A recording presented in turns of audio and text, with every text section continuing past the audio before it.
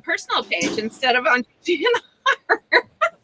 I mean, what are you gonna do? What are you gonna do? I mean, You should fire your marketing chick. That's all I gotta say. I heard you like 50 times, and you keep coming back. But then then she gets a boat, and we have to do wine on the boat. Does this chair turn all the way around? I want to give them like a quick go round. No, Okay. pick up your computer. Oh, okay, guys. But, sorry, no, this we're doesn't here. turn. It does, but it's If you want to see Hello. the beginning, you can look at We're gonna show the Christy's boat. Facebook. Are you trying to hide? Yes. Trying to hide. Your own camera there. Ariel and Tracy are here. the boat's amazing. Oh gosh. Social distancing boat. Alice is giving you a panorama.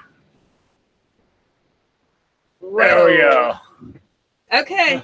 That was it. Hi, it's us. So super funny. Yeah, we were just chatting away, and then I'm like, "But where are we? I can't find us." We were on Christy's page, so Well, if you're not my friend, well, friend me. Next time you'll know where we are. okay. So Barry, thank you. The next one I'm gonna do in my boat. Yes, But it's very yes, you small. should- It's not that big. That's okay. Still Well, a boat. Barry, we're leaving for like a few months, and yeah, I feel like these guys are having a little separation anxiety. A little. We're gonna be sleeping on this boat for the next 2 weeks. They're gonna be like, "No, you can't leave." Actually, Okay. Well, Leave, it's fine.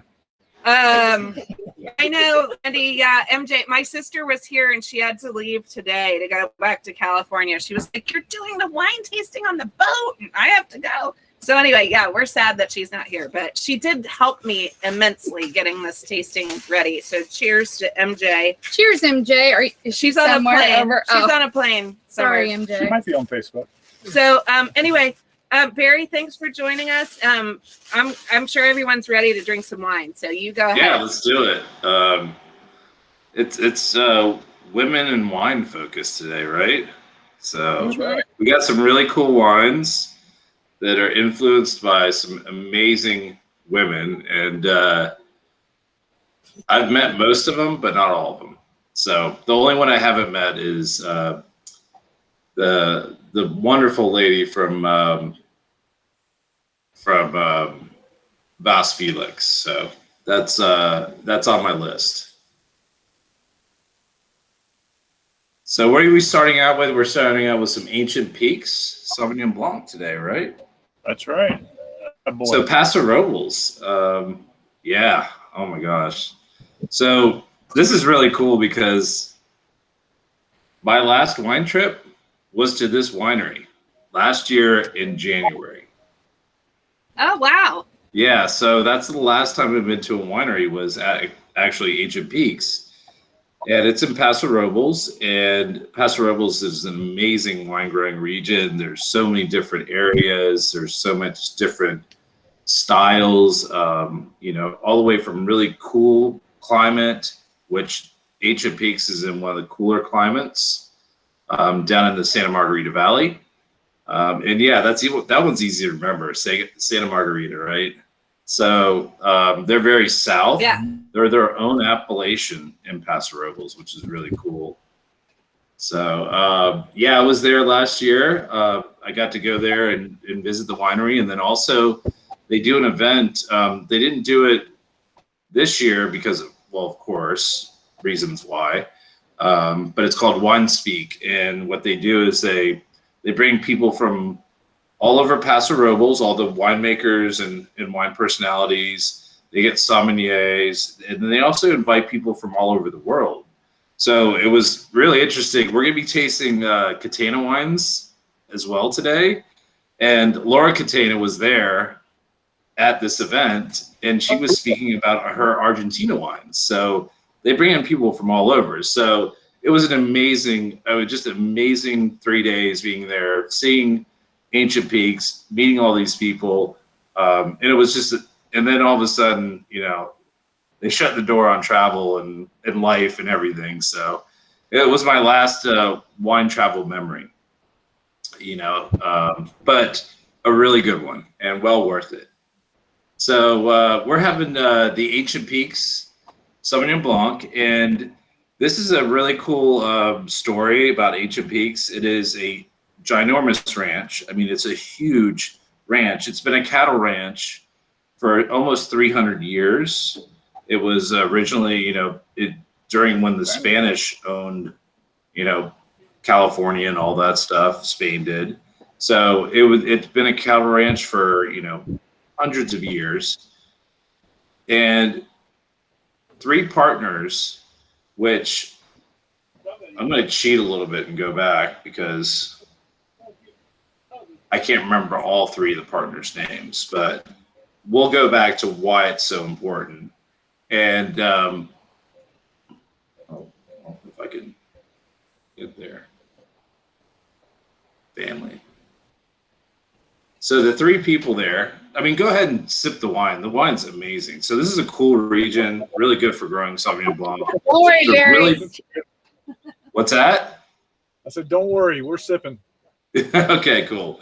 So the founders of this ranch was Carl Lindstrom, and we're going to talk about Amanda, who's his daughter, who runs the whole winery, and then Rob Rossi and Doug Filipponi. So these 3 guys got together and purchased this ranch. It was originally a cattle ranch, and they were raising cattle there. They raised some of the best cattle in the United States there, heritage cattle. So what was kind of cool, though, is they were raising this cattle here, and it's just amazing. It's this big, long valley that runs north and south, sheltered by 2 little smaller mountain ranges, and it's just an amazing geological site. So this is an area where the plates have hit each other in California, and it's brought up all these different soils, and there is 5 different distinct soils. I'm not going to go through all of them, but there's a lot of there's shale and clay and all this marine sediment and all this stuff. But they had this, and they were just raising cattle on it. And then all of a sudden, Robert Mondavi came down there. Well, his team came down there, and they were looking for places to grow grapes. And they met them. They said, hey, we'll do all the geological stuff. We'll plant all the vines. We'll do all the irrigation. We'll figure out the right areas to plant all these vineyards. And they're like, and then we'll lease the land off you. How does that sound? They're like, great, no problem. We have plenty of land. I mean, I can't remember how many hundreds of acres and thousands. It's probably 1,000 acres. Huge area. So Robert Mondavi comes in, spends all this money, plants all these amazing vineyards, and then a couple years later, 3 or 4 years later, Mondavi sells off their company, and the new owners that bought Robert Mondavi, they're like, we don't grow grapes. We buy all our grapes. We don't want vineyards. So all of a sudden, the Ancient Peaks people here, all these 3 guys, these cattle ranchers, they don't know that much about wine, but they've lived around wine, and they're from California. They said, well, what are we going to do with this stuff? So they decided to make a winery. And so they brought in a great winemaker, and then Carl Lindstrom's daughter, Amanda, who is, super educated, really sharp person, amazing person in general. She took over just like creating the whole winery, the whole project. So it was kind of in her hands, but she had all these great vineyards already there, planted in the perfect spots. And they brought in a great winemaker. So they owned the land. They didn't pay for the vineyards. And then they bring in a winemaker that can produce these amazing wines. And then all of a sudden, they can have these amazing Paso Robles wines, and then you could sell it in the market for a super affordable price. I mean, this wine right here, what do you sell it for, Kate? Probably around $20 or something. 18, Barry, 18. I mean, to get this kind of quality, estate grown, just amazing clonal selections, delicious for that price, all from one spot, not bought from different vineyards or anything, all overseen by, a great winemaker with Mike Senor, and then Amanda running the whole thing. So this is really cool. I hate to keep going on about this, but this place is amazing. Like when I went there, it is a ranch. It's huge. It's they drive around in 4-wheelers to go through the vineyards and stuff, because all the vineyards are separated all by soil types, all by microclimates. They have they're very into organic, sustainable. They're not certified, but they're all sustainable. They have weather stations at each areas of the vineyards, so they can map what the weather does there. It is absolutely amazing. And we're going to taste another wine from them later called the One Stone, which is Amanda's pet project. But this place is just, it is so cool. And they're the only winery in this appellation, this AVA. So out of all the AVAs in Paso Robles, which I think there's 13 or 14, don't quiz me on that. But they're the very south one, and they're the only winery there. And there's a couple other wineries that are starting there, but they're the predominant. The reason that they have the AVA of Santa Margarita is because of them. So really cool. What do y'all get out of the wine? I mean, to me, this is classic California. Oh, classic cool weather. California. Classic. Well, actually, it goes very well on a big boat. Yeah. Yeah. Absolutely. Sauvignon Blanc is the best on a big boat. Yeah. Any boat. Or the beach. Tell Or the people porch. real quick, Barry. The cheese that we paired with it is the Buttercos. Oh, yeah. Great. Yeah, and it Which is. one? It's under the salami. Under the salami, she Yeah. says. With a little honey. Oh, Outstanding. if you got honey on your charcuterie, Ariel is saying it's perfect with a little bit of the honey on there. Mm. So some people got honey and some people didn't. I don't know. It was Yummy, just Barry. random. Yeah, But, I mean, with that buttery and then say the honey involved with it, but Sauvignon Blanc has great acidity, great backbone, that citrusy note to it. So that all works together, Yeah. It's not super grassy like a New Zealand would be. It is, to me, this is classic California.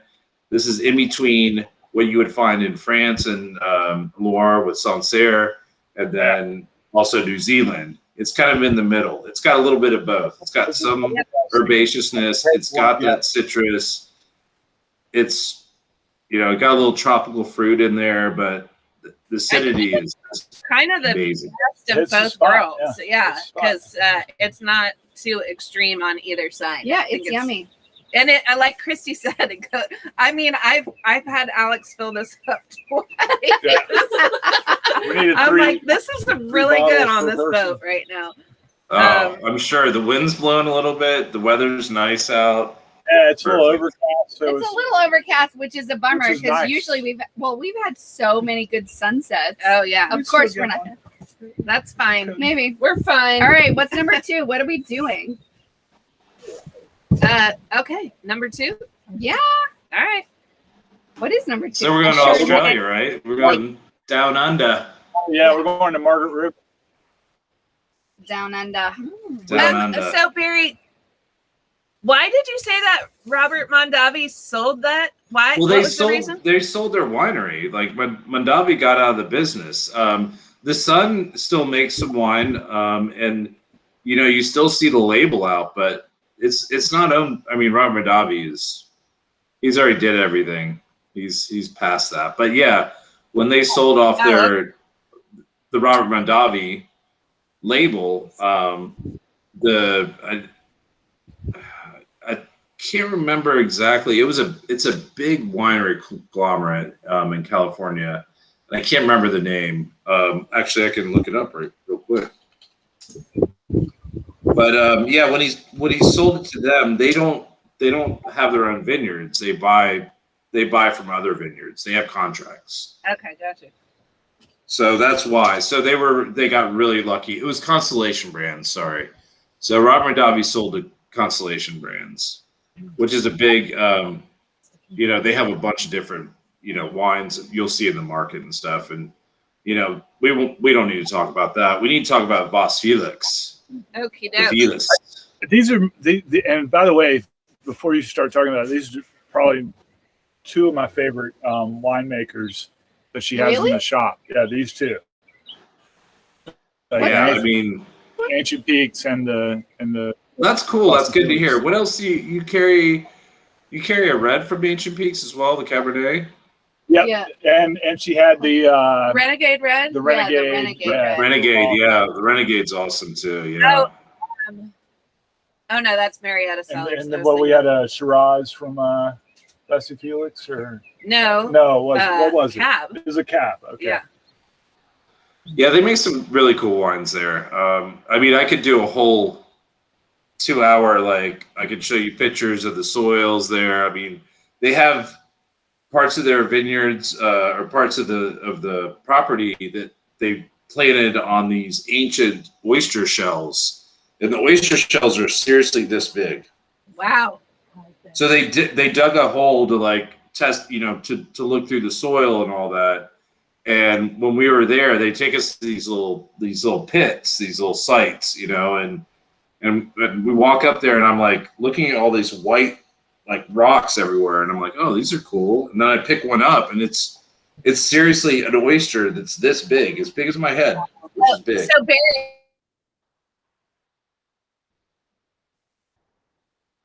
I need to interrupt you for one needs to go there and get those oyster shells. Yes. Jean had a COVID project, and she's painting the inside of oyster shells. She has to eat them first, so she has to suffer a little bit, and then she paints the inside. We're selling them at the shop now. They're so beautiful. There's little bees in them, and little they're so Nice. beautiful. I sold all those. You did? Yeah, these don't look as shiny and as beautiful as a freshly shucked oyster. And by the way, my wife would be, she would help out with the oyster eating part for sure. And I would too. So when we go there on our wine trip, but these oysters, I wish I would have stole one. Wait, I might have. Actually, it might have. There might be a little one in here in this little. I forgot about this. Oh yeah. Well, actually, yeah, that is one. That is a piece of one of the oysters right there. Oh my And that's god! just a piece. That's But enormous. it'd be this big, wow. But that's Yeah, we need some of those. that's part of the soil of the area there, in Paso Robles, especially this area in Santa Margarita Ranch. So very cool stuff. And now let's go down under. We can go to Voss Felix. The Felix. This is a superstar winery. This is the first winery established in Margaret River. Margaret River is Western Australia. If I've never been there, I know where it is, and if anyone has been there, they probably realize it is a total different world compared to you can't drive from say Sydney or Melbourne over to Margaret River. You have to fly because it would take you 3 days to drive over there. Through nothing. So it is, outback. It's the Billabong, so it is very far away from everything. It is secluded. It is absolutely named after the Margaret River that flows into the I guess that would be the Indian Ocean on that side, because it's the western side of Australia, and really well known for its minerals. So they say that the dirt is worth more than anywhere else in the world because it's diamond land. It's there's tons of diamonds, tons of really expensive minerals, platinum, things like that. They say if you plant vineyards there, you're actually wasting your money because you could just be digging up the dirt instead, because the dirt's worth more than the vineyards are. So, but it's an amazing area. It gets this cooling influence from the Southern Ocean, because actually you have Margaret River comes out on the west, but it's really close to the very bottom of Australia. So you have the Southern Ocean pushing up, and then you also have the Indian Ocean there as well. So this kind of two ocean merging thing is they get cool nights, they get influence. It's very moderate. They still get warmth. It's got a lot of sun. Of course, the soils are amazing because they got gold and diamonds in them. I mean, why not grow wine in gold and diamonds? You know, that's awesome. So, Is that what we're tasting here? Yeah. yes, you're tasting gold.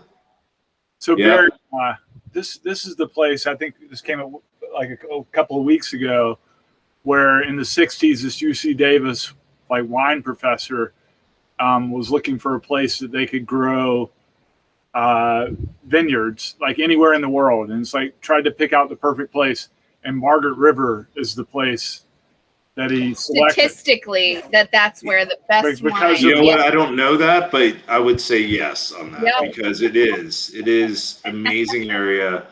The finest Cabernet in Australia is grown in Margaret River. You know, Shiraz is really done well there too.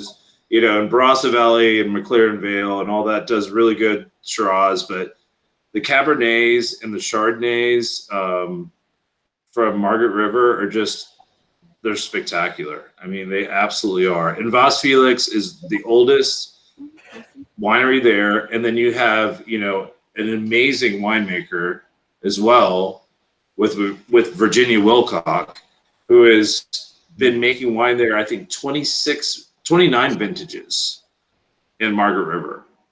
She's been named for so many awards, I can't name them off. She is so well respected, not just in Australia, but all over the world. And she makes wines, and she's really into the technical aspect of it, but not about manipulating the wines, but finding out the best areas and the best ways to grow the vineyard. And then also when it gets into the winery, how to do it so clean and minimalistic that you're not influencing the wine at all. You're letting the wine actually show. And if I can say a quote from her, which I just think is amazing, she's awesome. She says, "Make the wines you love to drink. As winemakers, we scour the world to find those rare and precious wines we will most love. So at Vas Felix, with our pristine environment and historic vineyards, we must strive to make just that, to perfect a distinctive style that is unique and special that people all over the world will recognize." And I think that's something she lives by right there. Let me tell you. How's the wine? Listen, wait. Yeah, what did you pair with? The St. Angel triple cream brie. And hey, It's an amazing pairing. Like the Hold on. pairing is Hold up. absolutely on point. yeah, I have to say, when I taste this wine, it's definitely a Chardonnay. It smells like a Chardonnay. It smells. but it doesn't taste to me Oh. as oaky Oh. as a Chardonnay. And I feel like it's almost like it wasn't, like it was steel barrel, So Tracy, who you Something can't or- see behind us, is but not in saying, an oak barrel. yeah, that it tastes like a, It smells like a Chardonnay, it's not but it too doesn't taste over oaked. oaked. Yeah. Well, Chardonnay, that's the thing. Everyone needs to realize that Chardonnay itself is creamy and rich and big and robust and tropical. Yeah, a lot of oak is going to kind of make it more of that.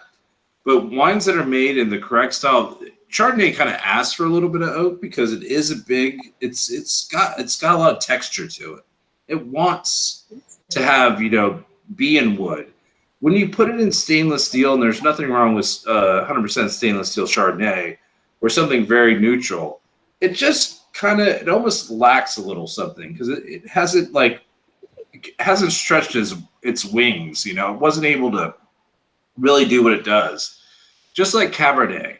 Cabernet wants some oak, and there's a reason for it. And it wants to breathe in that oak barrel. So Chardonnay to me, and Chardonnay, when it's done well like this, is amazing. It's one of those wines that you can have with cheese, but who doesn't like seafood and lobster and things like that? And like, you could just chicken all day long. I mean, it's like sauce for chicken. I'm gonna close this window so I'm not.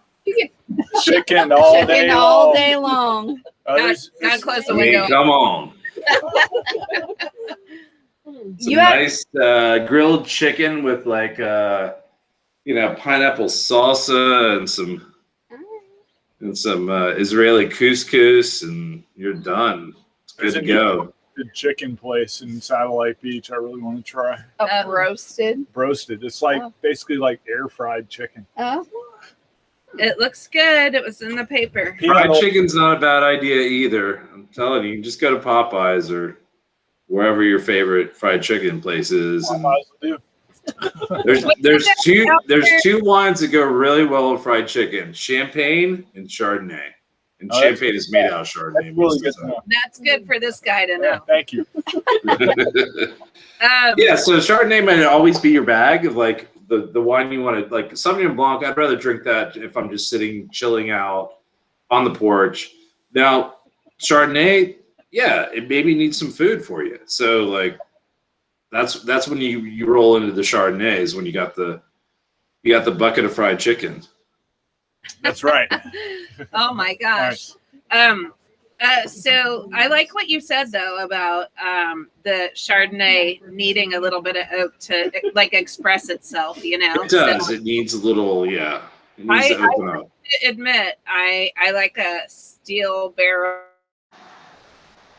any day, but I do appreciate more of the nuances that come out when it gets a little bit of oak. I can't handle a super oaky Chardonnay, but this is a good balance. It's really nice. Yeah. Yeah. So I like this a lot. just one more quick little thing, quick story that's kind of fun with Vas Felix. If you could hold up the label, there's actually a falcon on it, on the top of the Vas Felix right there. So it's a peregrine falcon. Down. So they attempted to use a peregrine falcon to get rid of all the other bad birds that were around and eating the grapes and all that stuff. And the first time they attempted to do it, they released the falcon like, all right, go do your work. Like it flew into the forest, never came back. Oh, really? Oh no! No. Did they get one to stay? I mean, it lived a great life, but it's just like it never worked. Whoops. And we have wineries that actually raise and train peregrine falcons for rodents and all that stuff. And Oh yeah. it's kind of cool. But this is a kind of cool story because they're like, yeah, we're gonna do that too. They yeah, and it just That's the kind of thing that would happen to me. I'd be like, "Oh, this is such a good idea." Like I'd release the ladybugs and they'd all leave. Yeah. All right. Well. exactly. You open up all the ladybugs and they're like they fly over to your neighbors or whatever. All right. What do we have for 3? What? Oh yeah, let's keep drinking. Not that. Not that. Oh, you got to open that for those ladies over there. Oh. I think we're gonna do Catena, right? Go ahead. Oh yeah, I don't think we've had that one. The Yes. historical tinto. Is there any way for me to share a picture on here? Yes. Yeah. Yeah. Are you? Two Oh buttons, gosh. Robert Barker. Hit share screen. Alex. No, I don't trust you at all. Why don't you trust me? 'Cause Here. Shut up, Alex. Nobody likes you. Oh my gosh. Sydney said should have used a cassowary. Hold on. Your penny is outstanding. I'm seeing if I can find it. Let's see. All right. Well, I don't know if it's gonna come up because it's not on a Chrome tab or anything like that. you're sharing. They're in the. Am I sharing? Okay, I'm gonna cancel. I don't know if I could do it. I was gonna show you a picture of Laura Catena in her beret. It is. Well, it's on. It's not on a. In California when you were there? Do She was, yeah. Okay, cool. See, I can't. it's not letting me like use my whatever this is, Problems. like Windows art whatever thing. It won't let me go to that. All right. All Well, right, that's fine. fine. I could try to fix Send it to me and I'll post it. Yeah, Yeah. Okay. text it to Kate. I'll send it right now to you. Because she is the best person in the world, and like if people need to see her. Oh, it's the wrong one. Yeah. Katina. No, that's the wrong line. That's All right. the Well, that last one's open now. Alex is Alex giving is the girls fired. the wrong line. Wrong wine. No, it's this one, homies. No, don't work. It's this That's one. it. That's yeah, it. yeah, that's it. Oh, I thought we were talking about the Katina. I mean, I don't know, anyway. man. I don't know. I don't know if I can do it. Oh, All right, All right, whatever. Let me see though. Hold on. I might be able to. We'll leave it open. I mean, Hold tight, everyone. I'm gonna tell you Hold guys tight. Yeah, we're gonna talk about while the you're cheese. doing that. Okay, this it's gonna be sideways. That's the only thing. She like somehow she sent it to me sideways, so you all have to turn your heads. Port wine. the port But I'm wine sending cheese. it to you right now. If you have a cheese, I just emailed it to you. Can I don't you know if guys? that works. Are we in our own party over here? Listen, Barry, the cheese is like neon orange. It looks like sherbet. Sherbet, yeah, It's beautiful. It's amazing with the wine. The most beautiful cheese on your plate that goes with this wine. It's the port What wine. is the cheese? It's a port wine, and it's so delicious. It's like orange and red, and it's tastes like creamy. It looks like it should be in cheddar, a. It looks like it should be in a cheese ball. It's No, Oh yeah, no. yeah. Stop for a All right. cheese So, ball. anyways, I'm going to talk about Catena, and I'm going to talk about, and I'll wait to talk about Laura in a little bit. But Catena in general, Catena was the first premium wine producer in Argentina.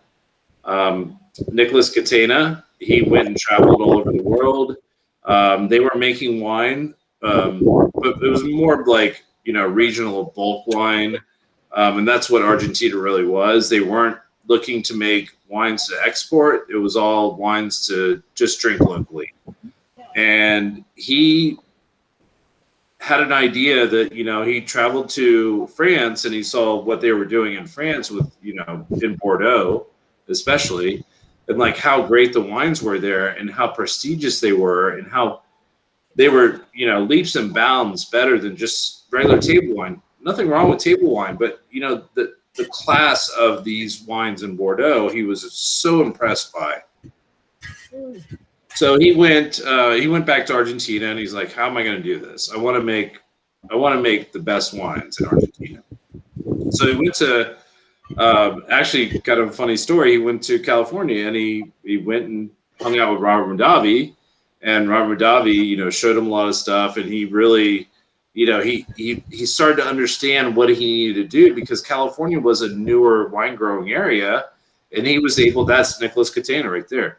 So he realized that what, you don't have to be from an area that's been growing wines or making wines for 200 years. You can go to a place like California that only been making wines at that time, quality for maybe 60, 70 years at the most, with prohibition and all that stuff. So he then went back he got a lot of information from the California producers. He went back to Argentina and he started to replant his vineyards. He started to understand that you need to, plant vineyards that were very sparse, high altitude, that would produce very, small, thick grapes, not a lot of them. So you had a lot of concentration. And then, something we always talk about in the wine world is, you don't want a vine that produces 20 bunches you want it to struggle to produce 5 bunches, because 5 bunches is going to give you more concentration. It's going to put more energy in those 5 bunches. Table grapes, that's fine. You eat a table grape, it's not a big deal. Now, when you're making wine, you want a thick skin and you want some character to the, to the juice, So you have to really kind of find areas that it's going to struggle a little bit, and then it's going to produce. It's going to put all this energy into smaller bunches, less, more concentrated, and then start making wine with that. So he found that higher altitudes, and he was the first person in Argentina to really be growing grapes and planting vineyards up in very high altitudes. And Argentina is high altitude. It's right on it's right on the Andes. So this is the foothills of the Andes. I mean, you wouldn't think you were it's like being in Denver. You're at 5,000, 6,000 feet, and you don't think you are because you see mountains that are over 20,000 feet. So, you're on these high plains, high altitude, really sunny. There is no rain in Argentina. Everything is irrigated. So you get intense sunlight. You get the grapes, in a way, get sunburnt. So they have to put really thick skins on. And then it gets really cool at night. So you get this intense sunlight during the day with no rain clouds, nothing to block it. And it builds up that grape and that sugar. And then at night it gets really cold. So it builds all the acid in it. So you have this perfect environment. I mean, it's one of the most perfect environments to grow grapes. That's why Argentina wines are so amazing for the price and so hot right now. So he figured that out. He started putting grape. What's that? Steve is asking, what is the Bonarda grape? Oh, Bonarda. Okay. So Bonarda is originally from, I want to say Italy. I think it was an indigenous grape out of Italy. But it was brought to, and there was a lot of Italian immigrants that went to Argentina. So it is really the star in Argentina. It is the star after Malbec. But Cabernet is starting to creep up there. So originally it was Malbec, Bonarda, and then Cabernet. And now Cabernet might be taking out Bonarda, but Bonarda it's a really fun grape. It's really good for blending. You can drink it straight as well. It's a little bit lighter. The skins, I mean, the color is dark, but the wines are kind of light. And they're originally, I want to say it's originally from Piedmont. But in Piedmont in Italy, they've kicked it out because they Nebbiolo and Barbera and all that stuff's the most important grapes. But it was obviously brought from an area in northern Italy down to Argentina, and it's really the national grape. I mean, they kind of really call that one the national grape because it was nothing anywhere else. No one even talked about it. Whereas Malbec was at least prominent in parts of France, like Cahors, and in Bordeaux is very important. But Bonarda, no one even heard about, So they that was kind of the main grape that they were growing for a long time.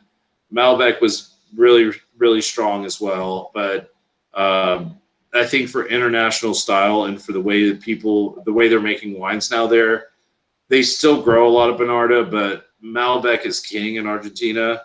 And number 2 is Cabernet now. And Cabernets from Argentina are so amazing. So Bonarda is a really cool grape. And it's cool to have it as a blend because it gives you a little something different. It gives you a little more blue fruit and a little bubblegum kind of flavor to it. I will say that it has a lot more vanilla on it. I'm with Karen. There's a lot of vanilla on it, which really typically don't care for, but the wine is so smooth. This is a really smooth blend. I like it. Yeah, they make very well, and that's another thing with Argentina. You can get this phenolic ripeness with still good acidity, so you don't have any hard edges on it. And what's the cheese you're pairing with it? It's the port wine. That's the port The wine. port wine. Well, they make some Malbec ports down in Argentina, so that kind of can make sense. I see that. Okay, gotcha. Because, this is a blend, so it's why not? Rich red wine. So, Adorable. what are we going to do? Another Catania next? No, Number 3. What's number 3? No, number 4. Oh, 4. One stone.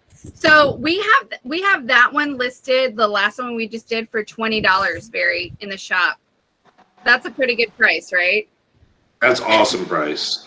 Awesome price. I mean, you're not losing money, but you're not ripping anyone off. That's for sure.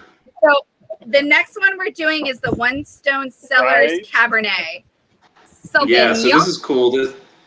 This is from Ancient Peaks. So this is No, Ancient Peaks. Look at you, Alex. You yeah. are It's like, it doesn't say it on there really, but it might say it on the back or something. I think it's classified under One Stone Winery, which it's made at Ancient Peaks. All that. This is Amanda's pet project. This is really cool stuff.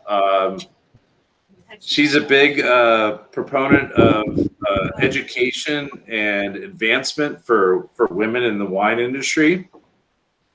So when I was down there last year, there was a lot of these young girls that work in the profession, either in restaurants, want to be sommeliers, or they want to get in the wine world, and they have a whole program. So this wine actually is most of the profits go to this foundation called Dream Big Darling. So the Dream Big Darling is her way of giving back and helping to educate and just support all these young girls, but not always young. It doesn't matter the age, but she's trying to really just kind of be a big sister for these girls that want to get into the wine business or want to work in the wine world in some way or another. So every bottle supports the Dream Big Darling, which is really cool. And that is with One Stone Cellars. Is that who it is, or are they one of the other? Oh, no, okay. This is Ancient Peaks. This is made at Ancient Peaks. This is Ancient sourced. Peaks. Yeah. This is sourced from the vineyards there. This is Amanda's wine. She runs Ancient Peaks. She can do whatever the hell she wants. So she and it's a woman, a local woman. That is a really cool bottle. Local artist. It is Aubrey Jackson that made the label, and like all this stuff. You can go on there and you can look up One Stone Cellars. It'll give you all the information and stuff, and it's really cool because I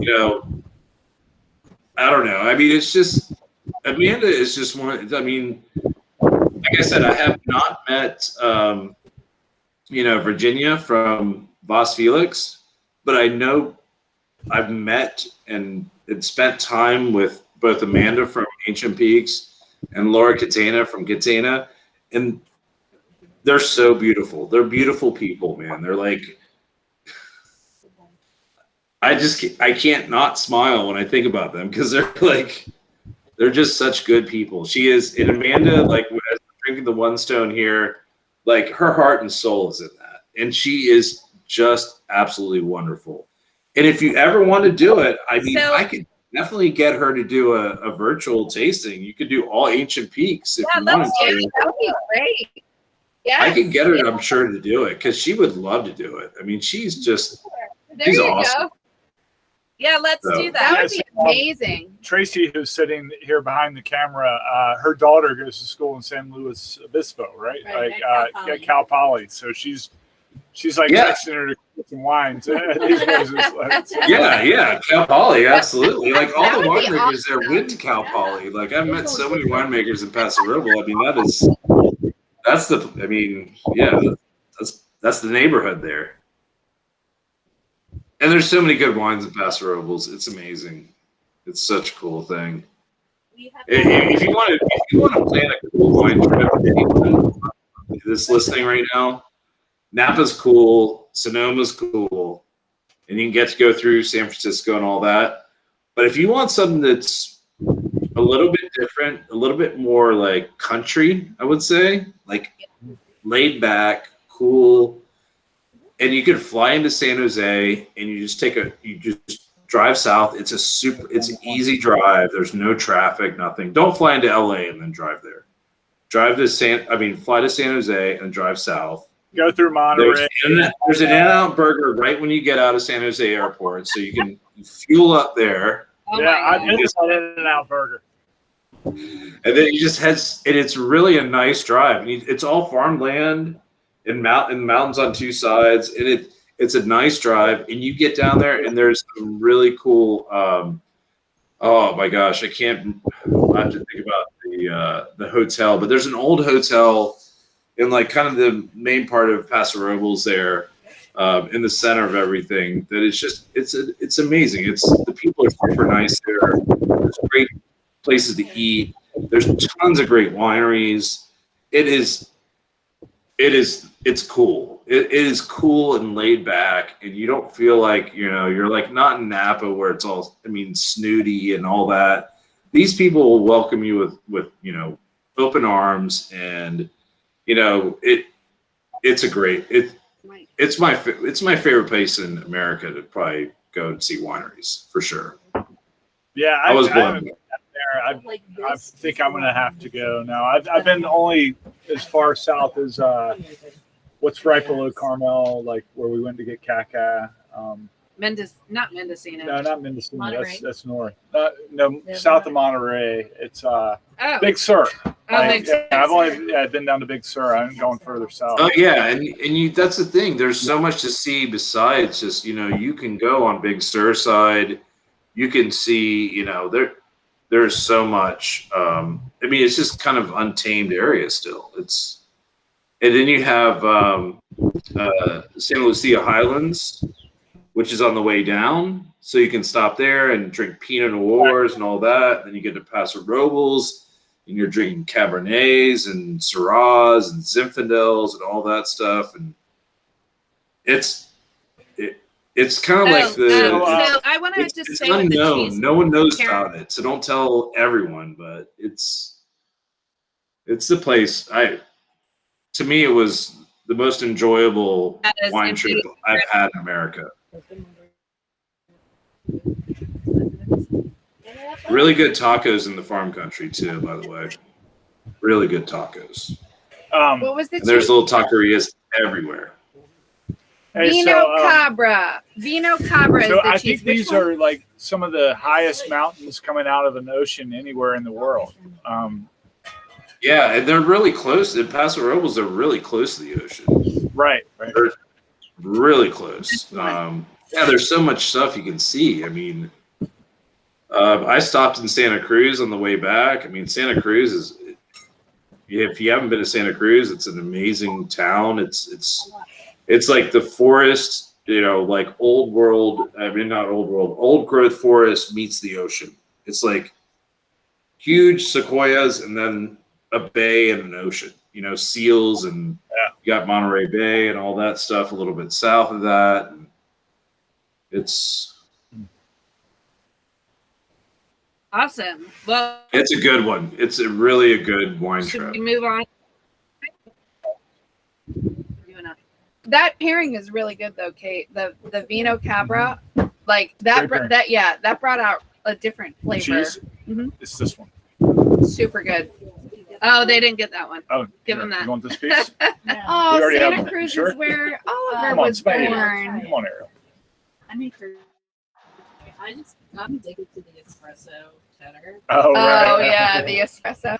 Yeah, that's All good right. stuff. Should we do number 5? Cab Yes. Franc. I think we already did that. Katrina. Yep. Just turn it off. I love you. Love you. I don't know if you guys can tell, but there's a lot going on around us. So anyways, just to mention, because I was looking it up. So the town of Ascadero, and then there's this really cool. This is in Paso Robles, so I'm gonna find the hotel that we stayed at. It's like been there forever too. Just might like learn the Very cool.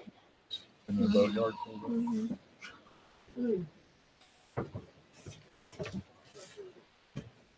We're on the Cab Franc. Was this one? Yes, All right. we're on to the Cab Franc from At Catania. Don't remove Back. the glass. Back to Oh, yummy. the southern continent. Yep. This smells really good. Just a little bit. That's it. Blackberries frozen. I almost got it. Wait, we're gonna He's start not frozen, off he's and just really toss it, still. And then just keep heading south. This should be easy to remember. If you liked Fresh Prince of Bel-Air, the Carlton Hotel. Oh yeah. Okay, I won't forget. It's in Oscadero, and that is the place to stay at because they got this great. They have this great dive bar across the street. I forgot what it's called now. Oh, Whiskey in June. We'll go. It is. I mean, the place is just great. It's awesome. So, are you all ready to move on? Are everything good on the One Stone? Yeah. Wait, did we do Cool. And now we're gonna go back to Vas Felix, I would assume, right? Oh no, we're doing the San Carlos Cabernet Franc. Oh yeah. Yeah. That's a good wine right there. Mhm. So with the San Carlos, this is a single appellation wine, and that which now they're really going to in Argentina. Laura Catena is one of the driving forces of that. And just to talk about Laura Catena for a minute, this is Laura Catena. Okay, Laura Catena is the daughter of Nicholas Catena, who started the winery, and she has a brother as well, but he has his own winery off to the side. But she has been the driving force for Catena with her father. But not only when she was like making, helping her dad run Catena, one of the most recognized wineries in the world, and definitely in Argentina. She was also running a little winery she has called Luca. And then also 6 months out of the year, she was a emergency room doctor in San Francisco.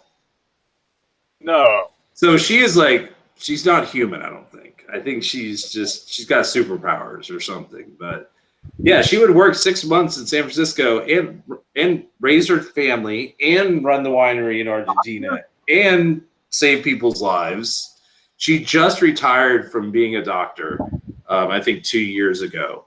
But she's still she travels all the time. I just emailed her the other day. She emailed me back. I'm like, within 4 or 5 hours, I'm like, yeah, I can't even get my reps to email me back. And I'm like, Laura Catena has time to email me back.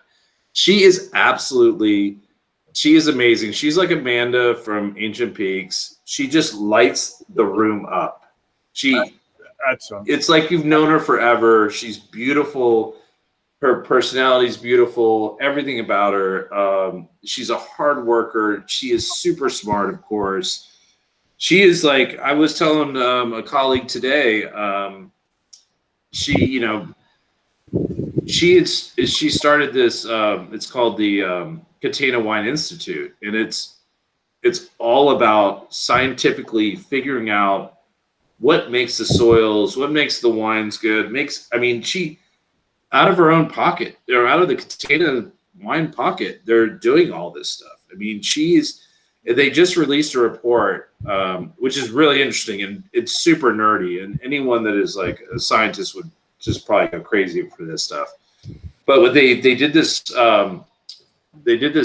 research where over, I can't remember how many years it was. I think it was about 5 years. It might even been more than that, where they took each of these different areas and soil types, and they analyzed the soils, and they made wine from one grape from that area, or not one grape, but one grape varietal from that area, from that soil, after they analyzed it. And then they made them, all the wines exactly the same. All no wood, stainless steel, just like a science project. And then they analyze it. And they didn't just do it analyzing by tasting it. They analyzed it like scientifically. So they put it through, chemists style, you know, and they just published a huge report on it. It's like she has time for that too, I guess. So I mean, I know there's people doing it and helping her, but I'm like, oh my gosh, she's always got something she's working on or doing. She is a superhero in the wine world. That's really cool. Yeah. But anyways, Cab Franc, I love this wine, and Cab Franc down in Argentina tastes so amazing. Yeah. There's not enough of them, but we at least have Catena, Yeah, so that's everybody loves this one. Yeah. Yep. Yeah.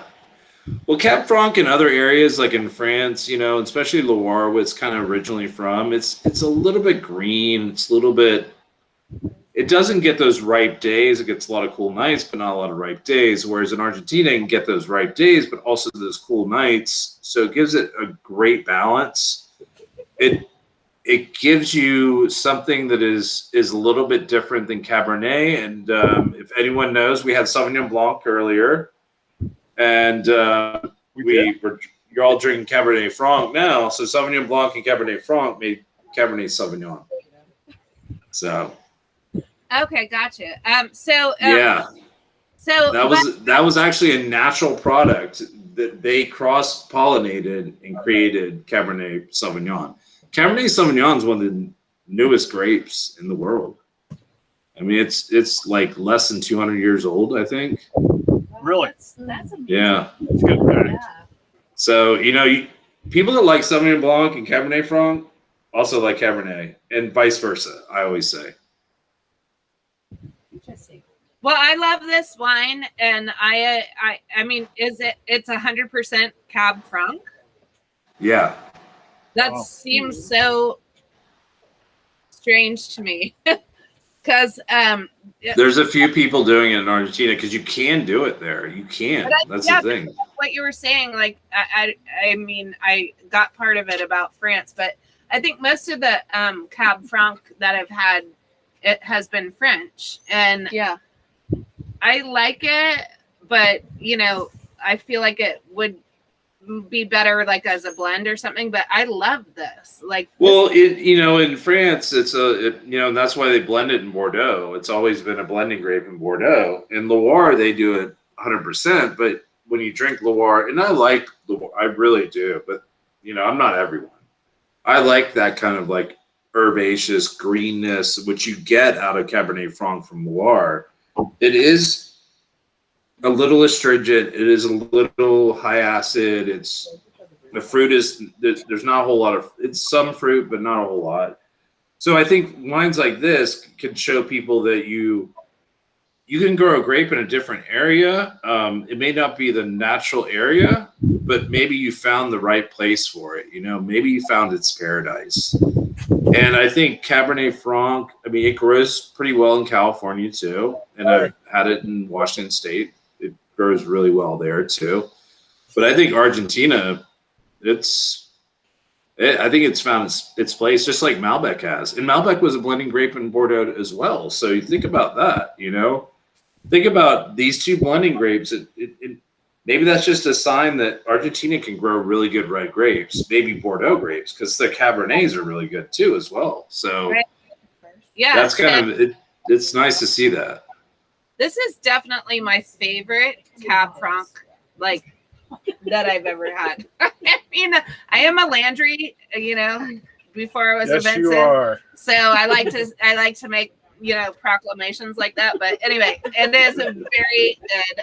And the karst is the cheese pairing, and that is the cheddar Gruyere blend that we've had. So oh, good. Jean says she loves number 5. Good. This is my favorite of the evening, and not just right now, but I did a little sampling last night so I could compare the cheeses and stuff. I tried not to do it at the first of the morning today, and this was my favorite last night too. So yeah, love this one. What were you gonna say, Trusty? All right, I'm going to try to do one thing. I'm going to try to send you, Kate, since you're on your computer, can you share a picture of Laura? Because I really want to like give a little Yeah. shout out to her. I mean, can you text it to me? Text it. I don't I have my don't know how text. to share. Text it Let to me me. see. Let me see here. Oh my God, Steve The says last one. 5, 4, 3, 2, 1. 5, 4, 3, 2, 1 is Steve's. Yeah. That's so funny. I'm trying to also get Mike to show you guys a picture of the boat that we're on so you can kind of see it. So stand by. Hurry up and do that. No, like Ariel's like, no.